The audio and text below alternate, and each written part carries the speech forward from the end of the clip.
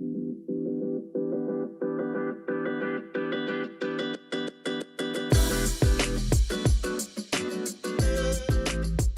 me get my notes. Hold on. Notes.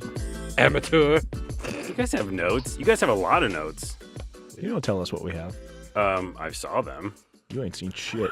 I like how I said, I saw them. I saw them. I saw them. That is to say, I seen them. Okay, here's the thing. You guys have too many inside jokes that it's ridiculous. That's pretty much the whole podcast. Yeah. It's like, oh, wait, they're doing that thing in unison again. That's why nobody listens to us. Oh, you shouldn't say that. It also might be true. No, I'm just kidding. If not true, you have plenty of patrons. All right, this is episode 152, guys. Holy shit. Good Lord. That's a lot of 152. episodes. Well, here's the thing. I did a bunch by myself, just talking to myself, because, And they were all like 5 minutes, right? yeah, like 5 to 10 So you recorded minutes. like 27 in a day. No, I didn't do them all together. It's just that I kept doing them. It's like porn movies. You can record 20 in a day. Do they really? That seems exhaustive for the actors. They'll like rent a mansion out in North Hollywood, and they'll like write a slightly different script for each one, and then just play them out over the course of a day, and then they'll make millions of dollars. Yeah, script. Yeah, Also in quotes. I always liked it's more of a guideline. I always like the parody ones. Those are my favorite. But do you actually watch them? That's my question. Who watches those? I skipped to the end. I mean, And when you say end, hold on, let's clarify there. Oh, you know what I mean. who doesn't want to watch Harley Quinn get fucked by Batman? I mean, really? Well, I think maybe me. You don't? I mean, I like the idea of a sexy Harley Quinn. Don't get me wrong. Well, sure. But who's playing Harley Quinn in this particular, fake porn? Maybe not the The closest. Tits McGee. Tits McGee. Is a girl's name? I would assume so. Oh, good Lord. Oh, by the way, I was going to tell you about this before, and I couldn't because I wanted to save it for the podcast, which is happening now. Oh, Pennywise, I saw Pennywise at the Dragon Fest here in International Festival. The band? No, Pennywise the clown. Oh. not Dragon From Force. No, Pennywise the band, not Dragon Force, idiot. Oh, got it. Whoa. Okay, whatever I just said didn't work at all. Because just 3 different things happened. I saw Pennywise open for Dragon Force. Yes. That'd be awesome. The clown. Anyway, Anyway, Wait, are we still talking about porn? No, not anymore. So he was literally full regalia clown, looked like Pennywise, 100%, and he had a stroller, and it was just with his lady, and they were just like strolling around a baby at the festival. And I was like, that's gotta be real scary. That's weird. Yeah, and no one made a thing of it. It wasn't like, oh, that's weird that clown is like rolling around that baby. No, just, Pennywise got a baby mama. What do you want to do? well, I guess so. And he goes to the International Festival here in Seattle. That being said, I just finally saw it. How did you wait this long to see it? I know. I think maybe because I didn't want to ruin the original memory of the original, Fair. right? And then you guys had reviewed it on the podcast, I'm sure. Yes. Yeah. And what was your scores? Do you remember? They were high. They were high, yeah. I don't remember specifically what they were, but favorable. Yeah? Yeah. Above 8? I want to say they were 8. I think maybe probably both gave it at an 8. least 8, yeah. Okay. Yeah, I thought it was like pretty darn good. Yeah. And it felt like a Stand By Me kind of movie, or Stranger Things, and one of the guys is from Stranger Things. Mm-hmm. So It was better than I expected. Like when they announced it, and when they went through the whole thing with Cary Fukunaga, and when they cast Bill Skarsgård, I was like, this is all terrible. I still think Pennywise looks stupid. His outfit is it's dumb. It Yeah, doesn't. Oh, I maintain that he looks dumb, but the rest of it was good. wait, so why does he look dumb? He's wearing a tutu. I mean, have you read it? No, I haven't, because that's a long book, but I get it. It's a long book. Yeah. I mean, You could kill somebody with that book. Stephen King's thing, like one of his, one of the big points of Stephen King's writing is he goes into painfully deep description of all of his characters. So you can paint a very vivid mental image of all these characters, places, and things. And so he paints a very descriptive image of what Pennywise looks like. Mm. And, granted, there's some kind of, artist's interpretation. Creative license. And, those kind of things are going to happen. But I think they were just so far off base of what Pennywise looked like very vividly in the book. Right. that I don't know. I think they were just, I don't know, out for their own agenda in a way, I guess. Well, it's almost like they made their own version of this movie, and that- I think that for some people like me, who I do love the Stranger Things of the world, and I do love the kind of the standby movies, and so it fit perfectly. Even though that original story is like that, kids and getting picked on, and they also have to deal with these scary monster type Sure. things. Yeah, I don't know. The way that it was told in the movie felt kind of modern in that way, and I was fine with it. But yeah, I mean, the original book, the childhood scenes take place in 1957. So, I mean, obviously it was bumped up 30 right. years. Yeah, it's like the 80s. Yeah. Nightmare on Elm Street was playing at the theater. Yeah. I saw that. That was cool. Well, I dig it. And here's the thing. We'll talk more horror on this podcast because I have with me Taylor of Terror himself, That's me. Skele-Tony That's me as well. of the Great Plot Podcast. Thanks, guys, for being here. Thank you for having us. Thanks for having us. I've been on your show. You are now currently on mine. Have you been on mine before? No. Not this one. Okay. I have too many shows. I'm sorry. Yeah, this is a really cool one that we decided to do with a discussion version to talk about cool things that we're all into. So I thought I'd have you guys on today to talk about horror movies and things you're into horror, as well as just anything else you might be into. I mean, naturally, why wouldn't you want us on your show? Well, I don't know. I do. I'm amazed we had time for you personally. And this podcast is over. We're very big deals. You are big deals. We By have the many way, leather-bound books. whenever I hear Taylor of Terror and Skele-Tony, I think of Simpsons. What? At the end, they would do the Treehouse of Horror. All the names would be like Oh, that. yeah. That's what I think of. Is that good? I'll take it. Yeah. I don't have a problem with it. So let's talk about horror real quick. I'm going to bring up one topic, and then we'll go to things that you guys are into. Happy Death Day. Yeah, you Was- just made us watch this. Was I the deciding factor? You nominated it for our Patreon Picks episode, and it ended up winning. So much so that Yeah, This is knocked how I over feel about this cups. movie. Yeah. So thanks for that. Oh, you're welcome. Well, now we can talk about it for a minute. But you just talked about it on your own podcast, Yeah. Yes. so people should listen to that. yes. Great Plot Podcast. Go Which listen to that. comes out Wednesday. This comes out Tuesday, right? Tuesday, yeah. So it will be out tomorrow. Okay. So listen to that. But short term, and we're not going to spoil anything, but I thought I'd talk about it for a little bit, especially me being the one who nominated it all. It just, when I saw that trailer, it just felt to me a very Carlos horror movie, which is kind of creepy, kind of weird, and not necessarily just gory, but more like thrillish based. And I was very happy with it. What are you guys in general feeling about it? It's terrible. It's so What? The podcast is over. Oh, no. Yeah, it's not good. Wait, okay, But, okay. I mean, like, you brought up a good point. You said, it's a very Carlos horror movie. It definitely has a niche audience. Right. We are not it. bad. Okay. Yeah, it was not designed for people like us. Right. The Who are- diehard horror fans who love the blood and guts and who love being scared. No, we're not the target audience. Target audience are teenagers and Carlos. Okay, wait. Let's clarify here. Teenage girls and Carlos. Here's the other thing, though. Groundhog Day. It's basically Groundhog Day. Yeah. They So- even make a mention of that in the movie, They do at the very end. They're like, have you seen Groundhog Day? which was a jerk off. Jerk off move. Yeah, it was Yeah. stupid. It's a little on the nose. It was I basically agree. them going, yeah, we know. We know. We knew from the beginning. The opening scene. Yeah, Also, of the course it roommate's is. last name is Spengler. Oh, really? Yeah. I didn't realize that. Here's the reason. Which just seems like a kick in the ass of Harold Ramis. This is the other reason why I know it is a Carlos movie and it isn't a you movie. I'm going to jump to the ending. I definitely like positivity. And even in my horror movies, I like the good to win. And later on, I'll talk to you guys about the psychology behind horror movies and why people watch horror movies. And one of the reasons, to kind of flash forward, is that people do like seeing the bad guy get their ass kicked. Yeah. Like Halloween, Jason, everybody, like, lots of times the bad guy will. And this one's a big redemption story, too. Because at the Right. beginning of the movie, the main character, Tree... Can we swear on here? Yeah, oh, fuck Okay, yeah. well, she's a fucking bitch. Yeah, And you want to see her die over and over and Right. over again.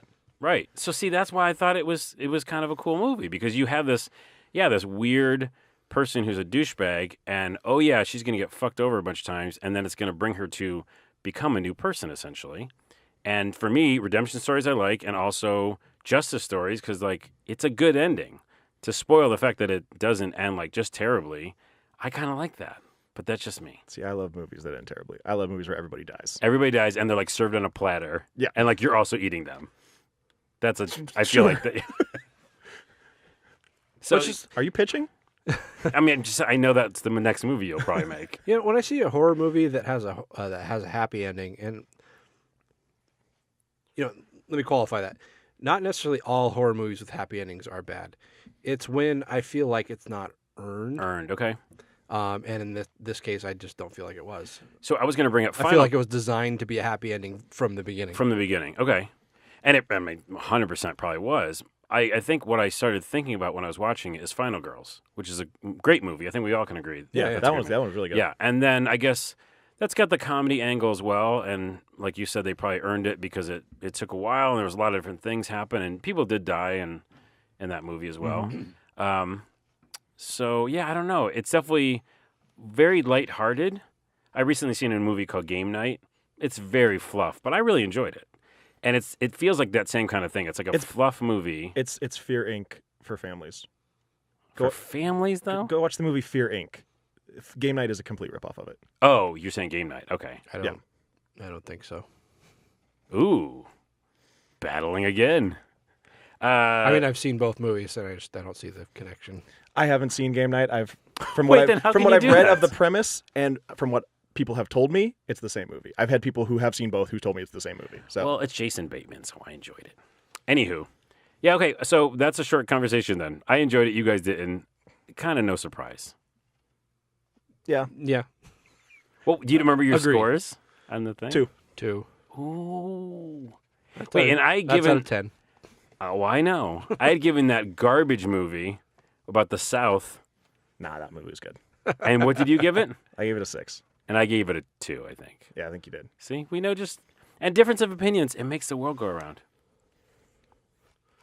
Yeah, Sure. I feel like that'll be a lot of this podcast. I'll say a bunch of things, and you guys go, it's wrong, based on horror, and like how we do things on our show. Sharp Objects is another thing I wanted to talk to you guys about. Do you know about it? I know of it, but I know very little about it. Amy Adams, thriller, mystery, kind of like True Detective. It feels like True Detective. Which, do you guys like the first season of True Detective? I liked the part where Alexandra Daddario took her clothes off. That was the Right. best part. That's a pretty good part. So did you watch the rest of the season? No, not really. Honestly, Okay, I didn't okay. watch it, so... Anyways, it's from Blumhouse Productions. Worked on this Sharp Objects for HBO. Oh, Wait, but you don't like Blumhouse? no. I'm failing this podcast. I mean, it's not... So, okay. please speak words of wisdom. Do you want to get into Blumhouse? Let's get into Blumhouse now, and we'll put an asterisk that listen to Carlos's solo podcast where he talks about sharp objects without this madness, and then let's get into Blumhouse. Okay, so Blumhouse is a production house that prides itself on making relatively low-budget horror films. You know, they have a set budget of, what is it, $3 million, $4 million, something like that. They make entire films on those minuscule budgets. Mm-hmm. I mean, as far as Hollywood standards go, you know, you got movies that are being made for hundreds of millions of dollars. So, you know, you got this small little boutique production house making these miniature films for minimum amounts of money. They hire these low grade writers to write pap. It's predictable, low brow shit. Then they hire these TV directors, and then they hire TV Or music actors, video directors. or music video directors, and they hire TV actors that work for nothing to star in these movies. So their overhead is that big. And they do that specifically to make money. It's not, we're going to give you just a little bit of money so that it's a very story-driven movie and you can focus on that. No, it's because they want to maximize their profits. Is that why we're seeing a lot of them pumped out? Like, Yes. it seems like there's every time I see something, it's like Blumhouse Productions. Let's behind take a it. movie like Truth or Dare, Blumhouse movie, starring Lucy Hale, who came off of an ABC Family TV show, fuck, what's his name? The kid from Teen Wolf, MTV TV show. I don't know. Those are like the big names in this movie, Right. And they spent, I think it's like $3.5 million to make the thing. So tiny little budget, it turned over something like $58 million in the box office. Holy shit. That by industry standards is It's a tank. terrible. Oh. They bombed at the box office, but because they spent so little on it, They still made a it's a profit. financial Yeah, success. Well, now, here's the thing, though. They made Insidious, which was a pretty big deal. Sure. Wasn't it? I think it moved the needle. And You don't want to move into James Wan right now. Let's just stick with one thing at a time here. They currently are working on the Black KKK Klansman or whatever, Spike Lee. I don't really are know they anything behind about that? it. I think they're doing that. They're producing that. And there's a couple things like the Unfriended Dark Web movies coming out, and that's them as well. So I get what they might have come across as a bad deal because they're trying to make some money, and they probably are.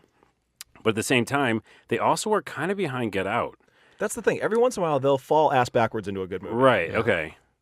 Yeah, I mean, I think, here's the thing, though. If you throw a bunch of shit at the wall, Exactly. That's something might exactly stick, it. right? A broken clock is right twice a day. Right. Wait, what is that? A broken clock is right, twice a day. What are the two times? Because I'm dumb. Like if it's stuck at noon, Yeah. it's right at noon and midnight. Why did I need explaining for that? It might be the two whiskeys.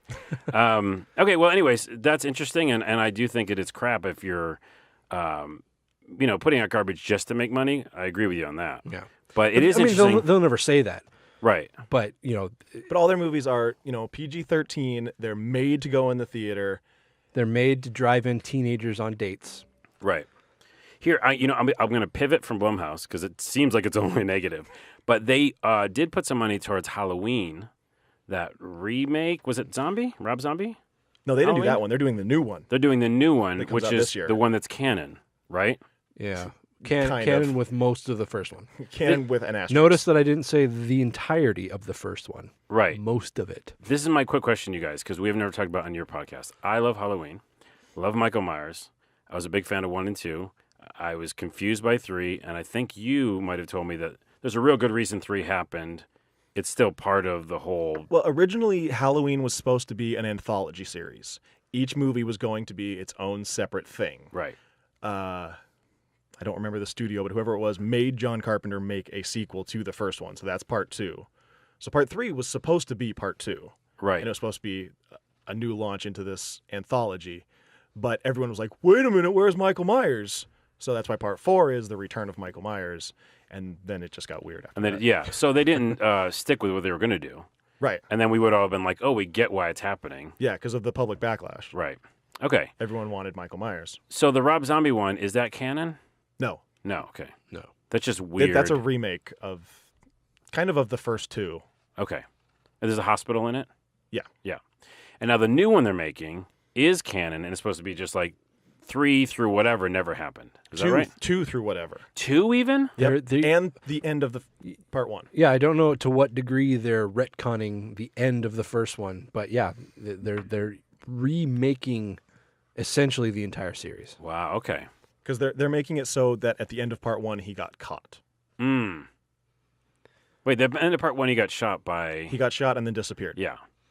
Yeah, and so I mean, so you're taking out the fact that Lori is his sister. Oh, right. You're eliminating.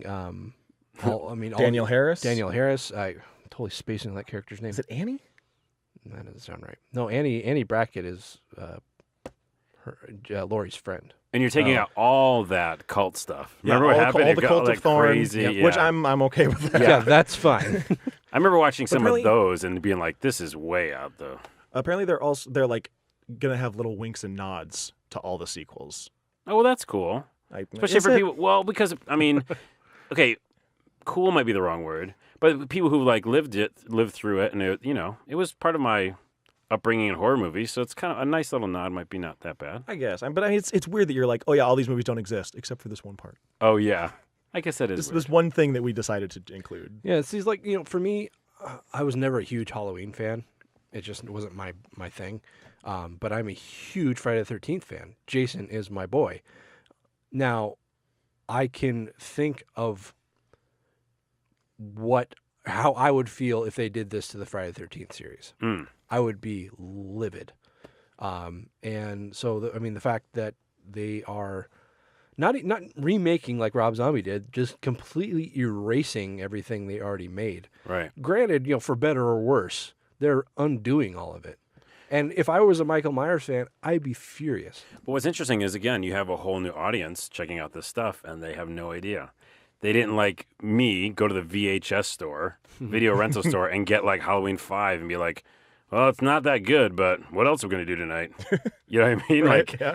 that was it. And we were like, does he kill people? Yeah, cool. Does he have that mask? Yeah. All right, well, let's watch it. And so they don't even know about that. So they're like, well, maybe just reset it for them. I don't know.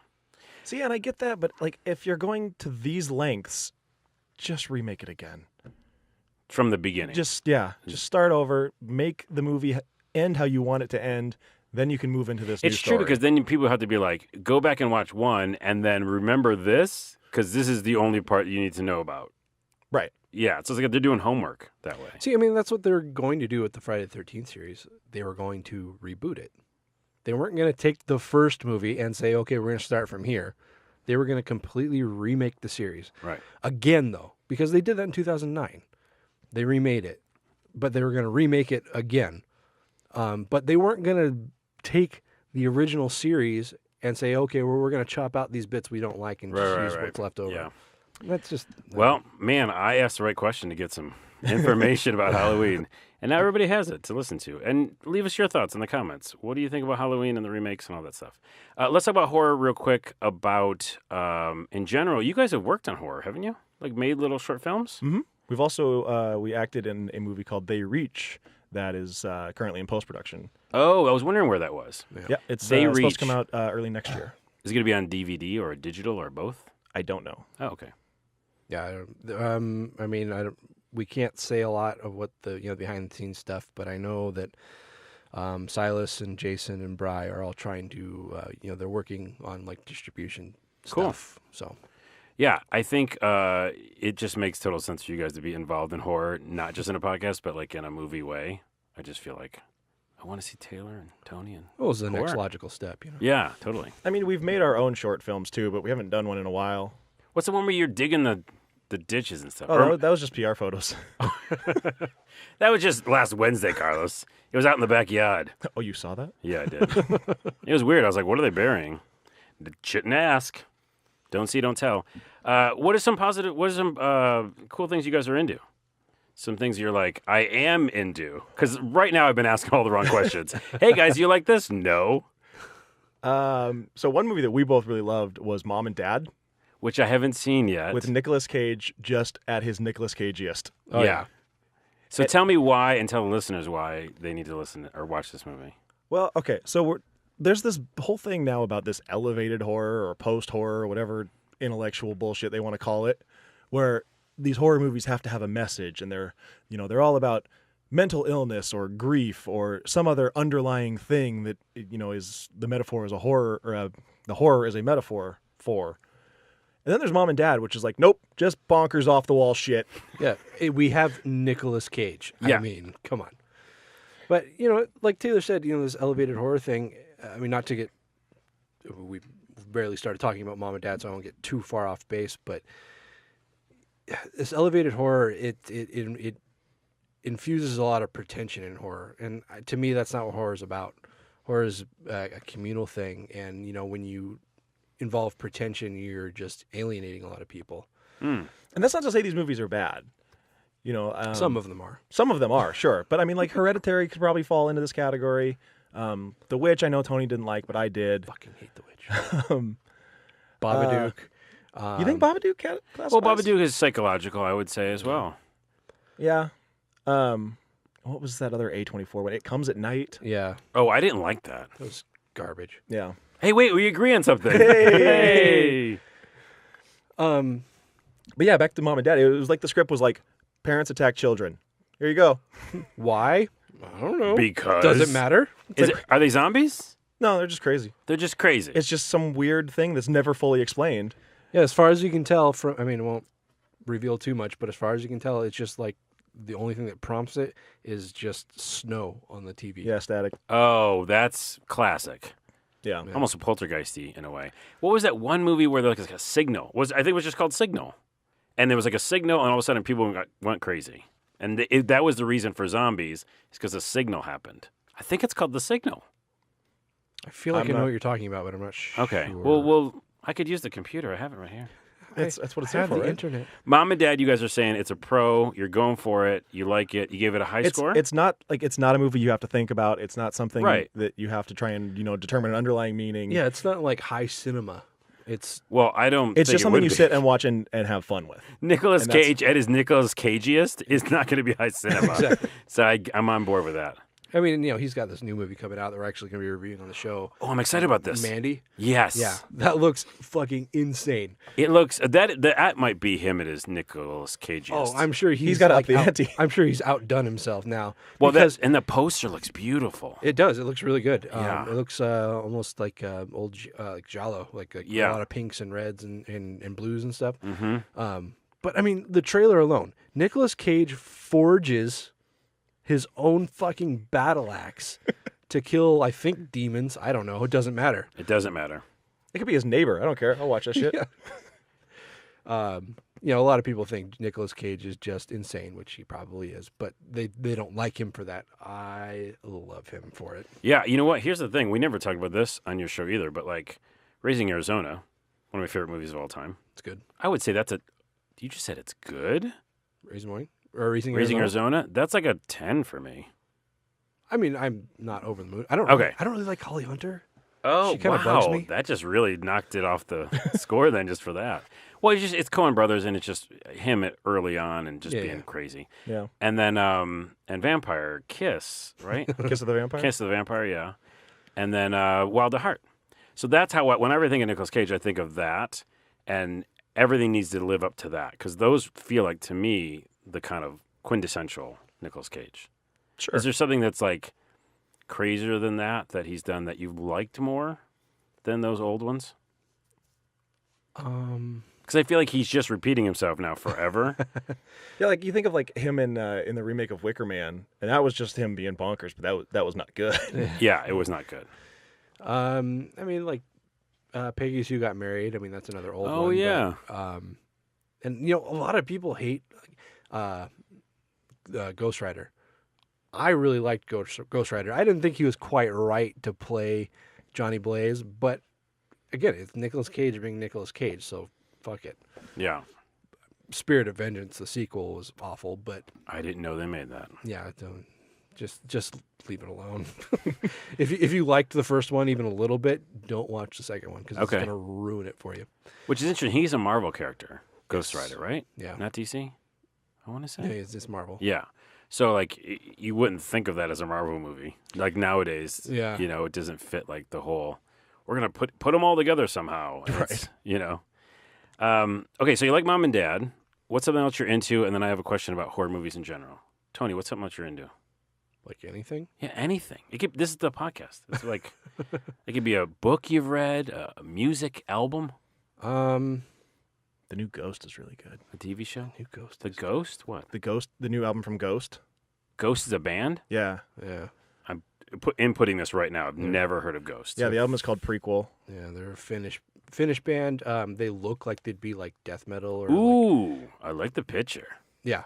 Their whole gimmick is awesome, but they sound like they don't look like they don't sound like they look. They sound more like Blue Oyster Cult. Oh, that's weird. Yeah. Well, I'm almost out now. I was more in when it was like Swedish death metal, and I was like, Yeah, and that's totally how they look, but they're definitely not. They're oh. more of a old 70s Okay. melodic rock. It's weird because now that you said that, I see it says Associated Acts, Dave Grohl. And I was like, He played drums for them once, oh, okay.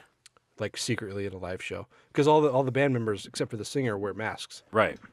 It looks cool as hell. Yeah. Yeah, All right, so- they're called Nameless Ghouls. Yeah. Nice. So Ghost, everybody check that out. It looks weird, and it's from Sweden. What else? Anything other things that you're into? Digging? I mean, I kind of just hang out and I read comics. What comics are you into? I mean, a lot of the classics. I grew up a DC guy, so I just read Superman, The Flash. But Superman. You know what? I don't think I ever hear that. Like, I just like reading me some Superman. yeah, Like I mean, He's like super, and that's it. Like he doesn't have to do anything, right? yeah. A lot of people think he's kind of a cheater as far as superpowers go, but I don't care.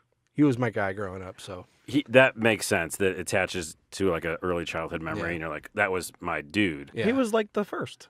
Yeah. But I mean, you know, a lot of guys are all like Batman.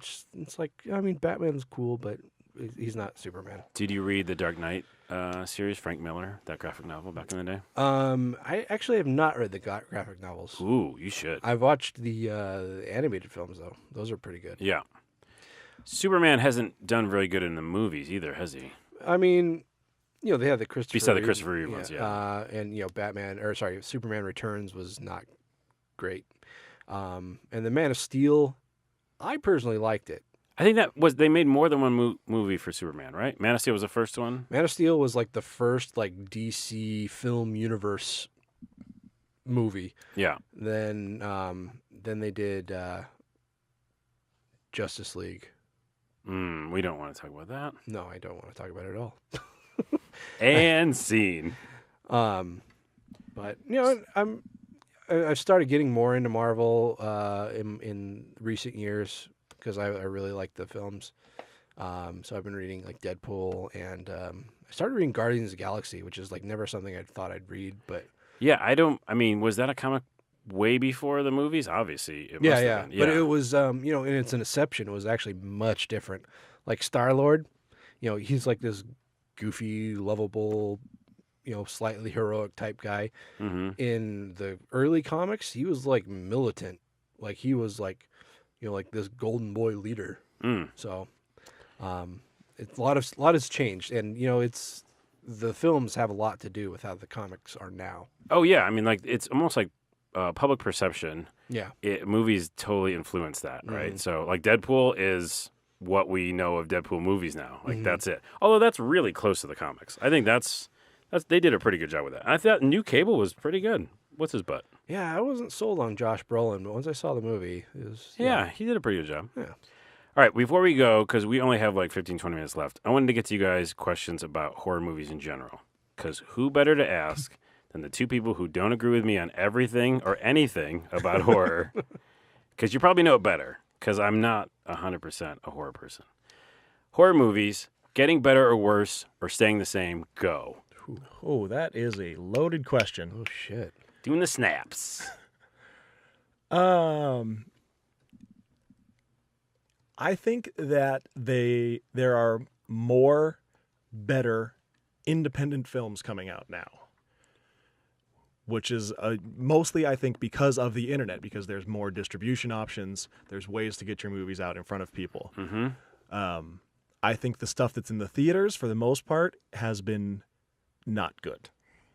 But aren't some of the independent stuff in the theaters? Yes. Yeah. But Some more big budget you're talking about. yeah, and not necessarily even big budget, but like the Blumhouse stuff and the this elevated or post horror. It's commercialized stuff, Mhm. and that's the most damaging thing to horror, because again, that's not what horror is. They keep trying to grow the audience, and it's not going to happen. Horror fans are people who like horror, and you're not going to appeal to, the romantic comedy crowd by taking a romantic comedy and putting a slasher in it, Mm-hmm. and then thinking you're going to get both those crowds. It's not going to happen. I wonder if that's the reason why you are, or maybe even both of you, are averse to the Happy Death Days of the world, because you don't really want that other section of people to come in, because you're like, no, listen, we know what we want. It's this. That's not even so much it. Like, in my personal opinion, I would love it if everyone loved horror. What I don't want is for the genre itself to suffer to appease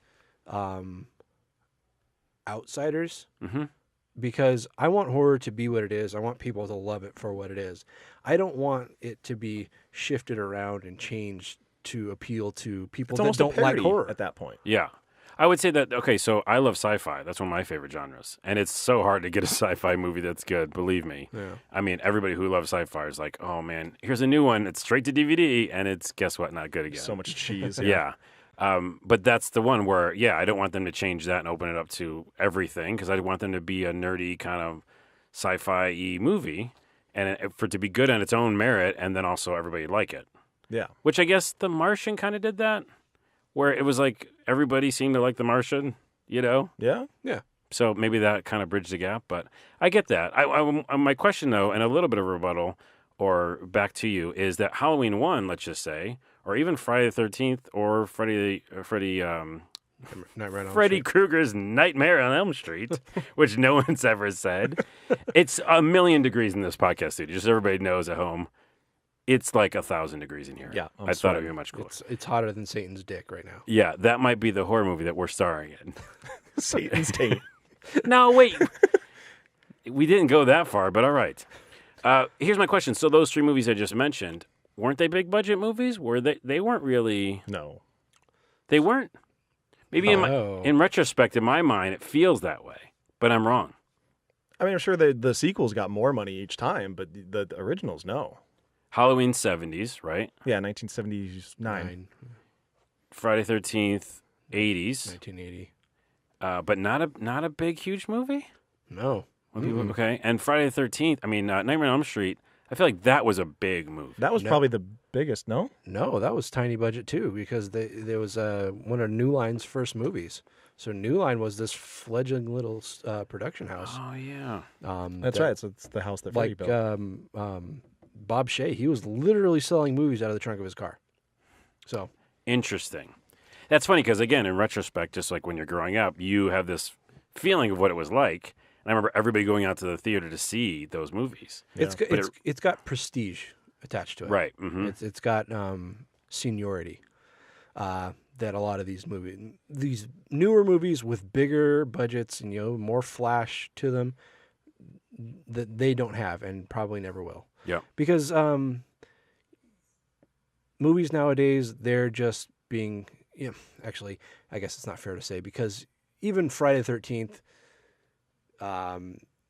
to a lesser degree, Halloween, those were put into theaters to make money by the studios. The people that made them were passionate, sure. But I think we're playing at higher stakes nowadays because things cost more. And so they're shoving more shit into movies than they used to. Yeah. In order to appeal to more people, cast a wider net to pull in more loot. Yeah. So I guess that's what makes a special movie when it's like true to its roots and also gets everybody into it. You know, because that's happened. And Halloween may very well be exactly that. Right. There you go. Full Who circle. knows? It might be. Which again, we should all be happy about if it works, right? Yeah, I mean, like we were saying with It, I didn't think It was going to be good at all. Everything that they announced, I thought was working against it, and I was happy to be wrong. Right. So if I'm wrong about Halloween, I'll be happy with that too. That is perfect. I don't want to watch bad horror. Right. Yeah. That's perfect full circle because we started with It and now we're ending with it. We're ending with It. One more question.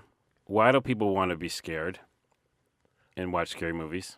I think it's the adrenaline rush. It's that ability to feel scared and feel unsettled, but still know you're safe. You're not in peril. You're not in these situations that you're watching, but it still, kind of gets your heart rate up and gets your blood flowing, but you're not in any peril. You're in your couch. And you're sitting at home and, worst case scenario, you have a nightmare. Yeah. About that movie. Yeah, I was reading on the internet, and this is one quote from somebody. I don't do my research. Some quack. Yeah. Intense emotion. Some people like to watch horror because they want to vicariously experience complex and extreme emotional content. Adrenaline rush, just what Taylor said. When we watch scary movies, we can face your fears, but since we know it's just a movie, we don't have to face anything in reality. Well, that sounds like you're not really getting through anything. And you're not working through anything by doing that. But and then I said something about maybe that's the reason why people watch movies or horror movies, but maybe not you two because you're dead inside. Copyright Carl Sardella. I wrote that down. Good. Well, because here's the thing. Every time I come on your show, you guys say, well, we just want it the goriest thing ever. And like you started this podcast, we want the craziest thing ever. And it's not really going to affect us. We just want crazy, fucking gory, crazy shit. But then, do you still want the thing that you just explained while you watch a horror movie? Absolutely. So do you still get it then? It usually, for me, it doesn't last. It's, a certain scene will be creepy in the moment, and I'll get up, get to the edge of my seat. But once it's over, it's over. Right. It doesn't linger in my brain. It's not something that I'm going to have nightmares over. But I do still get those moments. And I love those moments. I think more than Tony. I'm very into like real tense moments in movies. But then, usually they build up into a jump scare, which is bullshit. But Right. It's like you're going for the hits. Like you're getting a little hit of that little thing that you can still feel it. Yeah, it's a shot of adrenaline. And, adrenaline, like any other drug, the effects start to fade out over time. But you build up your immunities. yeah. Unities. So you guys are horror junkies. Yes. Yeah. You might like say that. literally. Yeah. I don't know if that's a good thing or bad. Like, I'm hooked on horror. I'm hooked on the horror. Actually, hooked on horror is another thing you can take from me. That's probably Copyright Carlos Vanilla. Okay, That's got to be a thing. I'm still taking it. If anybody's using out there on the internet, hooked on horror, it's mine. Copyright Carlos Vanilla. Even if you already have a patent on it. Yeah, even if you do. Pay me $1. I just want $1. Okay, we're almost pretty much done, but I have a couple of things real quick. Twin Peaks got snubbed for the Emmys. Boo. Right? Are we all boo on that? Yes. We all like Twin Peaks here. Oh, Yeah. yes. Oh, yes. This whole return was incredible. It was David Lynch at his David Lynchiest. Yes. And it was very different than what we saw on ABC in the early 90s. But Oh, yeah, Showtime took the reins off. They Yeah. were like, you do you, man. Well, it's like, you do whatever you want. He was like, I'm going to fuck with the audience so hard. Yeah. It's just explosion for like a whole show. They're going to fucking hate me. Yeah. Well, it's like, Showtime tried to put a muzzle on Lynch, and he backed out. And so... Is that what it was over? Well, that and money, creative freedom and money. Everything comes down to money. But, he said, all right, fuck this, I'm not doing it. And basically the cast and the fans were very vocal in saying, look, this isn't going to get done unless you have David Lynch Oh, yeah. running it. Mm-hmm. And then, finally Showtime caved. And I think that's why we got what we did. And I think that it's crazy that it would not be part of the Emmys, which is television, because basically we were all waiting for a Sunday night to watch this thing, even though it was streaming. That's appointment television. Yeah. Television. Yeah. So it made us all get around a TV. We watched the finale around a TV. A bunch of us made, Lynch cookies or whatever. Twin Peaks, donuts everywhere, coffee everywhere. Cherry pie. Cherry pie. We had it all. We all got together, almost like Pokemon Go, which we've mentioned in the last podcast, where Pokemon Go brought everybody together, even if they don't play video games. It was like an ARG kind of game. You guys know about it, right? Mm-hmm.